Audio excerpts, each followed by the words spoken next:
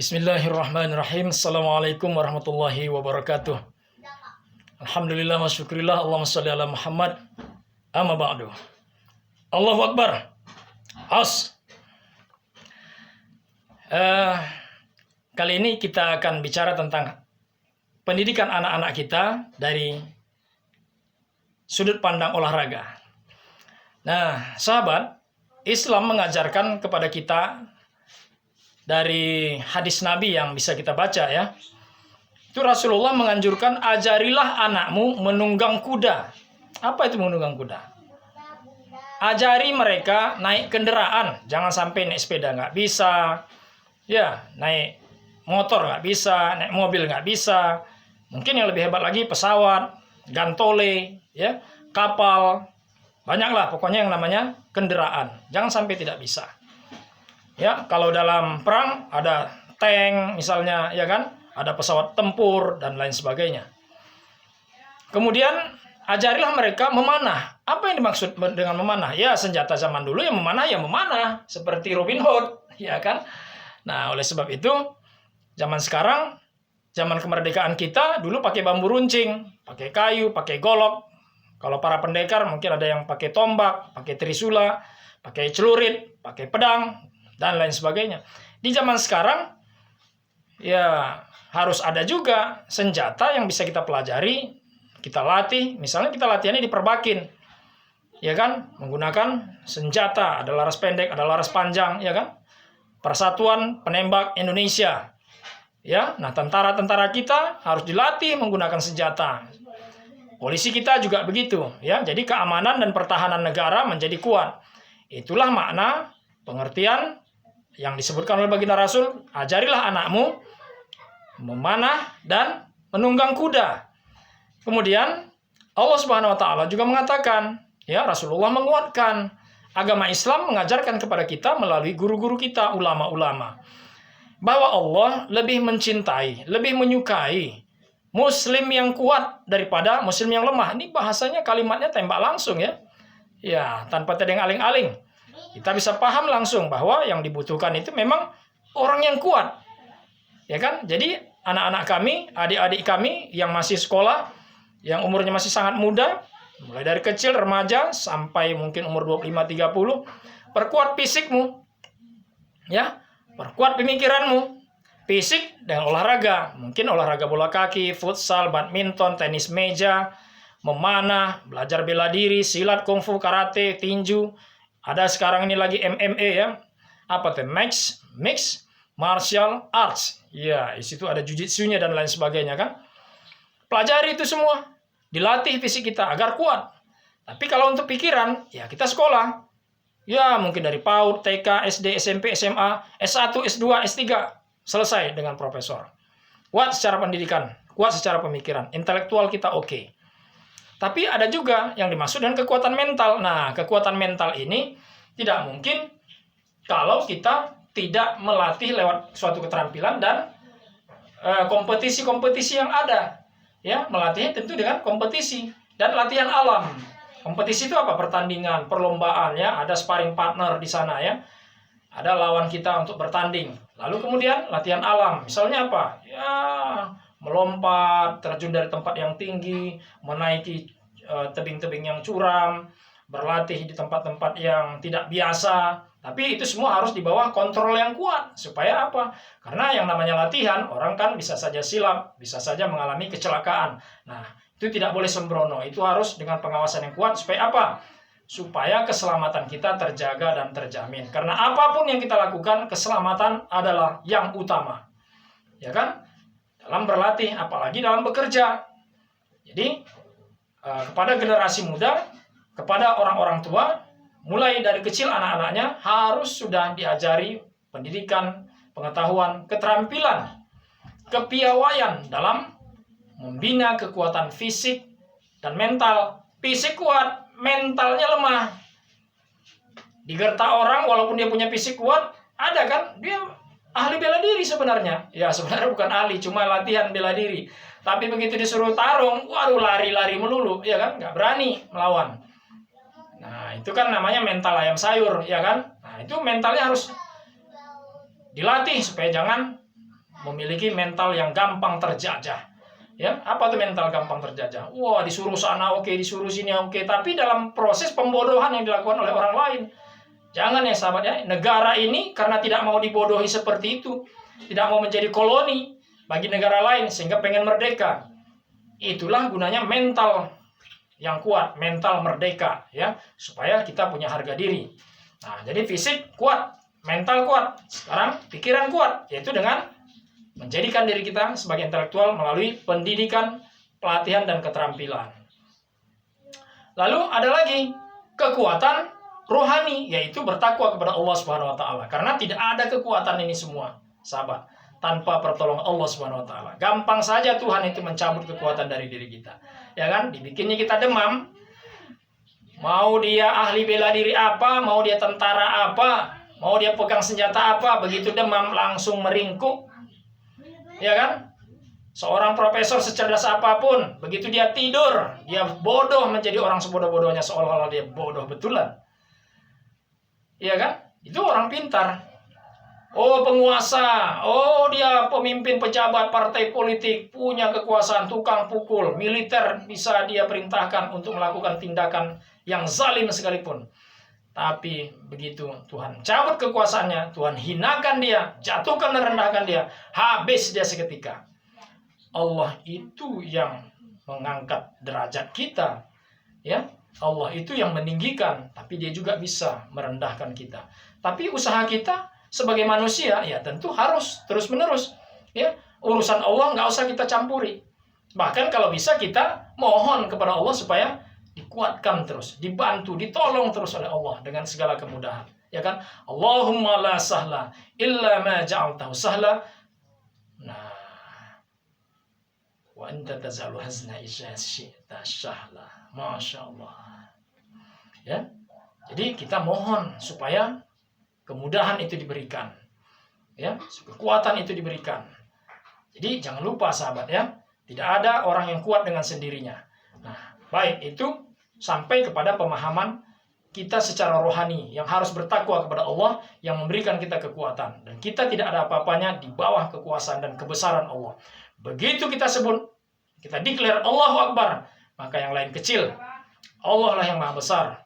Ya, ketika kita sebutkan alhamdulillah, hanya Allah yang patut dipuji. Kita jangan minta-minta dipuji dan jangan muji-muji orang. Ya, cukup kita bersikap hormat ya dengan sikap perbuatan kita. Itu pun jangan berlebihan. Ya, rukuk hanya boleh kepada Allah, apalagi sujud. Ya, kepada manusia cukup. Ya, cukup. Sekedar ya berikan senyum. Ya, atau apa? Pelajaran budi pekerti yang tidak bertentangan dengan syariat dan akidah kita kepada Tuhan. Supaya tidak mengganggu ya ketauhidan kita. Ya, jangan sampai kita syirik dalam hal ini. Jadi ini kekuatan kerohanian kita yang harus tunduk patuh dengan perintah Allah. Allah perintahkan aqimus shalah wa atuz zakah warka'u ma'ar raki'in. Ya, kita diperintah sholat, kita sholat. Itu mengalahkan kekuatan yang lain kalau sudah masuk perintah dan kekuatan dari Allah Subhanahu wa taala. Kemudian kekuatan berikutnya adalah agar kita, ya, apalagi generasi ini, seperti kata Bung Karno, gantungkan cita-citamu setinggi langit. Ya, silakan punya cita-cita tinggi, menjadi presiden, misalnya. Agar apa? Agar kita bisa memimpin negara ini. Karena Allah Subhanahu wa taala memang menyuruh kita untuk menjadi pemimpin, menjadi khalifah fil ardi. Tidak mungkin kita serahkan kepemimpinan negeri ini kepada orang kafir, kepada orang yang tidak diridhai Allah. Siapa yang tidak diridhai Allah? Orang munafik tidak diridhai Allah. Orang kafir, musyrik, ateis, komunis. Ya, pokoknya kalau nggak beragama Islam, Allah tidak ridho. Beragama Islam pun kalau munafik, Allah juga tidak ridho.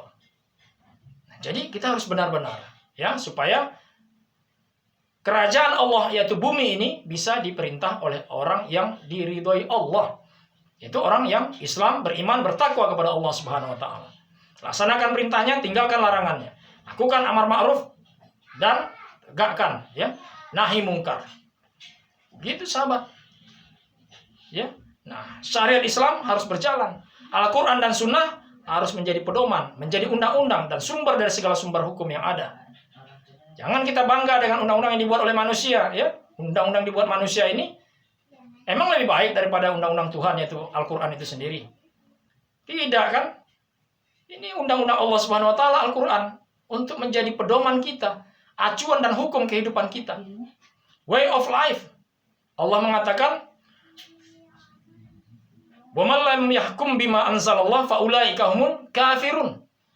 Wa man lam yahkum bima anzalallah fa ulaika humul musyrikun."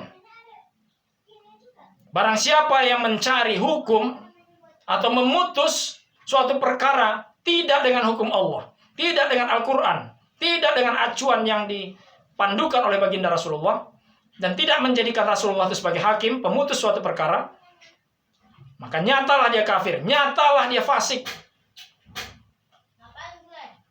Jadi, apakah kata Allah, hukum jahiliyah itu yang lebih baik daripada hukum Allah?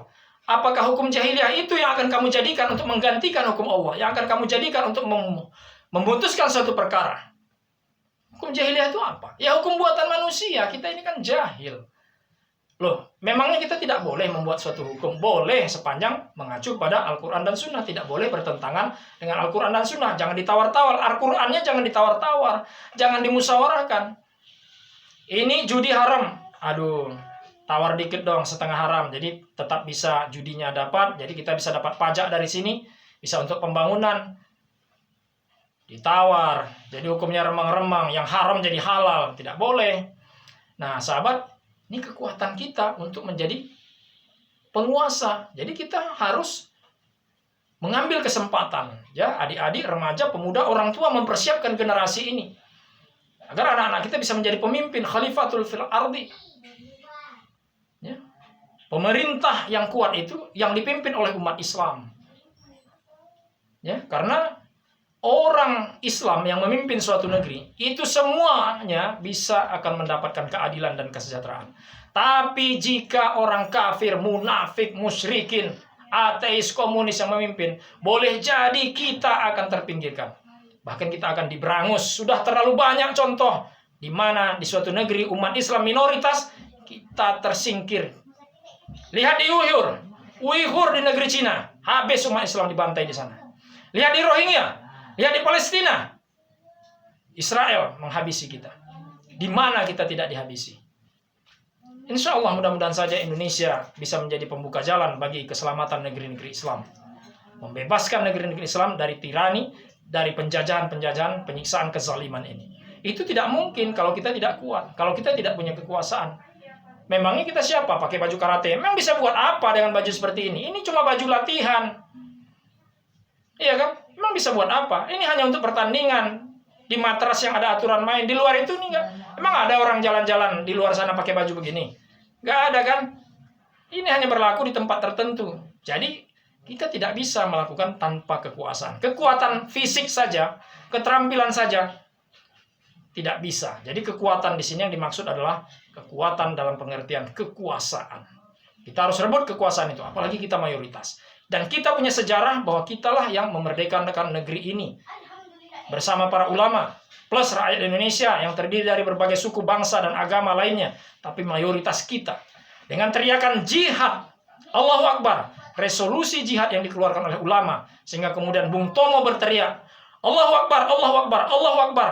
Resolusi jihad menjadi. Orang rela mati demi merebut tanah air ini. Kenapa? Karena orang berprinsip, berpikir, kalau negeri ini dikuasai oleh penjajah, yang mana penjajah itu membawa satu agama, maka agama itu akan menguasai negeri ini. Mereka akan menguasai negeri ini. Dan mereka akan menghabisi kita. Menghabisi iman kita. Dan kita tidak akan bisa hidup sebagai umat Islam dengan syariat yang ditentukan oleh Allah Subhanahu wa Ta'ala. Jadi sahabat, adik-adik remaja, pemuda, Islam membutuhkan orang yang kuat. Ya, untuk itu kita harus berlatih, membangun disiplin yang kuat dengan pelatihan-pelatihan, pelatihan kepemimpinan, pelatihan bela diri, pelatihan olahraga, keterampilan dan lain sebagainya. Itu yang akan menguatkan kita. Ya, jadi kita cobalah supaya kita bisa menjadi orang Islam yang berdaya guna, ya. Jadi multiguna, berdaya guna.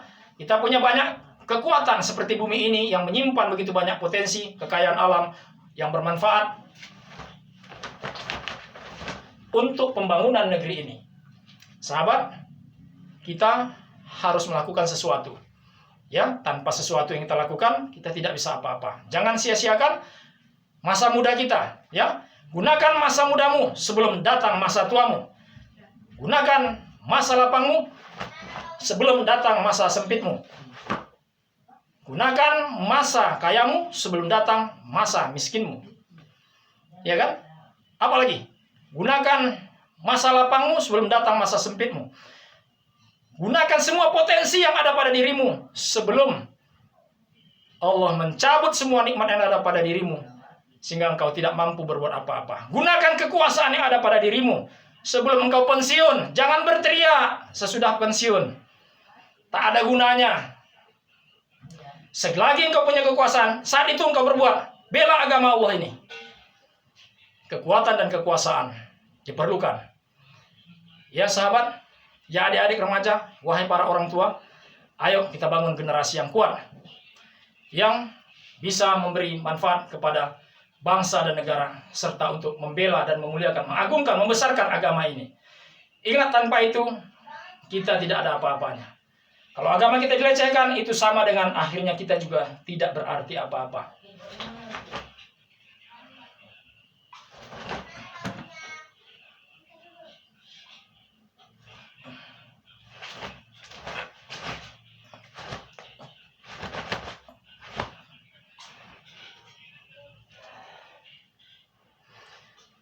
Sahabat, ya sepertinya itu dulu ya.